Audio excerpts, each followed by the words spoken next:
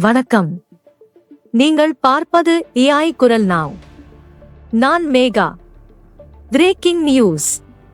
வரவிருக்கும் 2026 சட்டமன்ற தேர்தலை முன்னிட்டு தேசிய முற்போக்கு திராவிடா கழகம் அதாவது தேமுதிக கூட்டணி பேச்சுவார்த்தைகளை மும்முரமாக நடத்தி வருவதாக தகவல்கள் வெளியாகியுள்ளன. அரசியல் களத்தில் மாறி வரும் சூழ்நிலையை கருத்தில் கொண்டு தேமுதிக தன் அரசியல் எதிர்காலம், சீட் பகிர்வு மற்றும் கூட்டணி கணக்குகள் குறித்து தீவிர ஆலோசனையில் ஈடுபட்டுள்ளதாக கூறப்படுகிறது.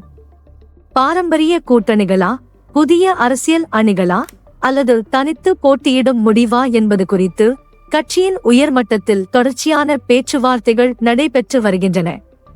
தேமுதிகவின் இந்த மும்முர பேச்சுவார்த்தைகள் தமிழக அரசியல் வட்டாரங்களில் புதிய பரபரப்பை ஏற்படுத்தியுள்ள நிலையில் எந்த கூட்டணியில் இந்த கட்சி இணையும் என்பதை அரசியல் பார்வையாளர்கள் உற்று கவனித்து வருகின்றனர்.